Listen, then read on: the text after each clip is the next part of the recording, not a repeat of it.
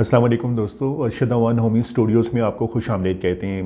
आज की हमारी वीडियो जो हमारी पहली कंस्ट्रक्शन सीरीज़ एक चल रही है उसी से रिलेटेड है। आज हम एक कंस्ट्रक्शन सीरीज़ में एक नए टॉपिक के साथ ये वीडियो बना रहे हैं। ये इस वीडियो में हम कवर करने जा रहे हैं कि कंस्ट्रक्शन का कोई प्रोजेक्ट आप स्टार्ट करते हैं तो उसके शेड्यूल को कैसे मैनेज करते हैं। नार्मली हमें और यहाँ पे ऑब्जर्वेशन भी यही होती है कि अक्सर औकात कंस्ट्रक्शन का जब प्रोजेक्ट स्टार्ट होता है तो जो एक टाइम लाइन सेट की जाती है उस टाइम लाइन से बाज़ औक़ात वो बढ़ जाता है और टाइम ज़्यादा ले जाता है। उसके अलावा उस पर कास्ट भी काफ़ी आ जाती है। तो आज के हम इस वीडियो में डिस्कस करने जा रहे हैं कि कंस्ट्रक्शन के शेड्यूल को हम किस तरह से मैनेज कर सकते हैं और किस तरह से हम शेड्यूल बनाएं ताकि कंस्ट्रक्शन की जो टाइम लाइन है वो अपनी स्पेसिफिक टाइम लाइन में कंप्लीट हो, कास्ट भी ज़्यादा ना लगे और हमारी प्रोजेक्ट भी बेहतर तरीके से कंप्लीट हो जाए।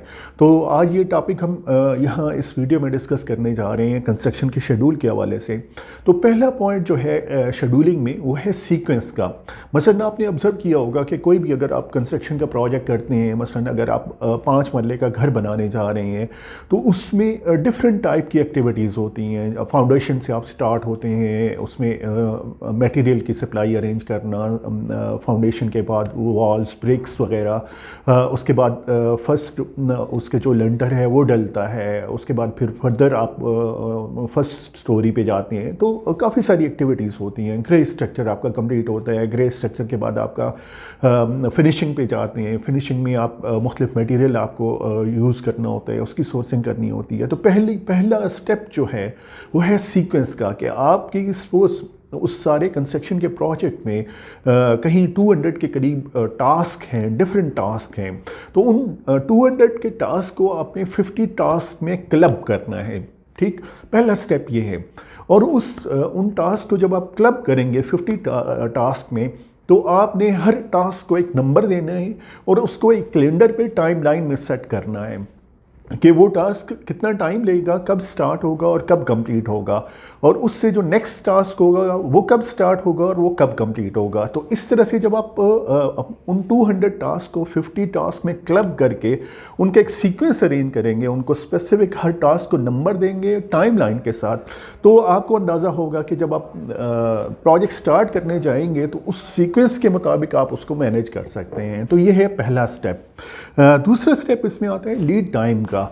लीड टाइम बहुत अहम होता है। मसलन कि कोई भी प्रोजेक्ट होता है, लेट्स अज्यूम जैसे मैं 5 मरले के घर की बात कर रहा हूँ, तो नॉर्मली इसके कंस्ट्रक्शन का जो टाइम होता है वो 6 मंथ का होता है कि 6 मंथ में इस प्रोजेक्ट को कंप्लीट हो जाना चाहिए।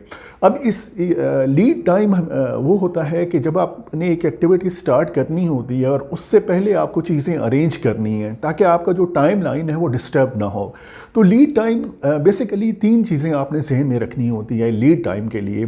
फर्स्ट ऑफ ऑल कि आपने मटेरियल कैसे अरेंज करना है, मटेरियल की अवेलेबिलिटी क्या होगी, किस तरह का मटेरियल आपको चाहिए होगा, उसका ऑर्डर आपको कितना टाइम पहले करना होगा, कैश कितनी उसमें इन्वॉल्व होगी और मटेरियल कब आपको डिलीवर होगा साइट के ऊपर, ताकि आपको आइडिया हो कि ये मटेरियल मेरा इस टाइम पे पहुंच जाएगा मुझे और मेरा प्रोजेक्ट कंटिन्यू रहेगा, चलेगा, मेरा प्रोजेक्ट मटेरियल की अनअवेलेबिलिटी की वजह से डिस्टर्ब नहीं होगा।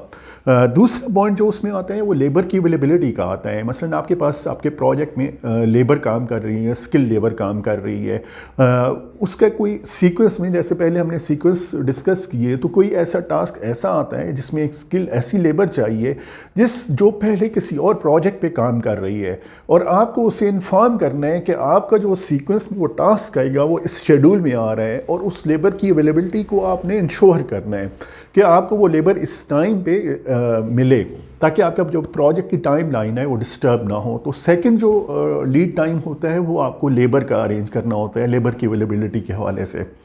अगर किसी लेबर को पहले इन्फॉर्मेशन चाहिए कि जी आपने मुझे 10 दिन पहले बताना है या 1 महीना पहले बताना है, तो आपने अपने टाइम लाइन को देखते हुए उन्हें पहले इन्फॉर्म करना है।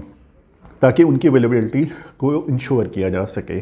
थर्ड जो पॉइंट है इसमें वो पेपर वर्क और प्रोसेसिंग टाइम होता है परमिट वगैरह का। मसलन कोई ऐसा टास्क आता है जिसमें आपको किसी थर्ड रेगुलेटरी अथॉरिटी से, एजेंसी से, सोसाइटी से, किसी डेवलपमेंट अथॉरिटी से अप्रूवल चाहिए होती है, कोई डॉक्यूमेंटेशन आपको चाहिए होती है और उस डॉक्यूमेंटेशन पे टाइम लगता है। लेट्स अज्यूम कि आपको इलेक्ट्रिसिटी का मीटर लगवाना है, तो इलेक्ट्रिसिटी के मीटर पे जब आप अप्लाई करेंगे तो एक टाइम चाहिए होगा उसको उसकी इंस्टॉलेशन का। इसी तरह सुई गैस का मीटर होता है तो उसके लिए भी आपको एप्लीकेशन देनी है और एक टाइम चाहिए होता है कि कब वो आपके प्रॉपर्टी पे आके लगेगा। इसी तरह से कोई और ऐसी प्रोसेस होता है जिसमें पेपर वर्क चाहिए होता है, जिसमें अप्रूवल चाहिए होती हैं, तो उसको आपने ध्यान में रखना है कि वो कितना टाइम पहले आपने अप्लाई करना है ताकि जब टाइम लाइन में आपकी कंस्ट्रक्शन की में वो आ रहा है तो उस वक्त वो कंप्लीट हो जाए, उसकी वजह से आपका प्रोजेक्ट डिस्टर्ब ना हो। ये था सेकंड पॉइंट लीड टाइम का। थर्ड पॉइंट है ड्यूरेशन का, कि आपका प्रोजेक्ट को कितना टाइम लेना है, उसकी टाइम लाइन क्या होगी। जैसे हमने पहले पॉइंट में डिस्कस किया था सीक्वेंस में कि आपने सारे टास्क अरेंज कर लिए हैं, उनको कैलेंडर पे मार्क कर दिया कि ये टास्क आपका इतना टाइम लेगा, ये टास्क आपका इतना टाइम लेगा। नॉर्मली जो ऑब्जर्वेशन है कंस्ट्रक्शन इंडस्ट्री में वो ये है कि आप 80% अगर अपना टाइम प्लानिंग के ऊपर लगाते हैं, प्रोजेक्ट स्टार्ट होने से पहले आप अच्छी प्लानिंग करते हैं, डिटेल्स में जाते हैं चीज़ों को, तो आपका जो 20% है एक्सिक्यूशन का वो आपका लगेगा और आपका प्रोजेक्ट टाइम लाइन पे रहेगा, आपका प्रोजेक्ट स्मूथ चलेगा, आपको डिलेज नहीं आएंगे, आपकी डिले की वजह से आपकी कास्ट नहीं बढ़ेगी। तो मैं अपनी वीडियो में ये आपको इंसिस्ट करूँगा, आपको मोटिवेट करूँगा कि कभी भी आप कंस्ट्रक्शन प्रोजेक्ट पे जा रहे हैं तो कोशिश करें प्लानिंग पे एक सफिशेंट टाइम इन्वेस्ट करें। जितना टाइम आप प्लानिंग पे लगाएंगे, आप डिटेल में स्कोप ऑफ वर्क बनाएंगे, हमने सेपरेट वीडियो बनाई थी स्कोप ऑफ वर्क पे, तो स्कोप ऑफ वर्क बनाएंगे, आप सीक्वेंस बनाएंगे टास्क का, तो आपके लिए स्मूथ हो जाएगा कि आप अपने प्रोजेक्ट को, शेड्यूल को मैनेज कर सकते हैं।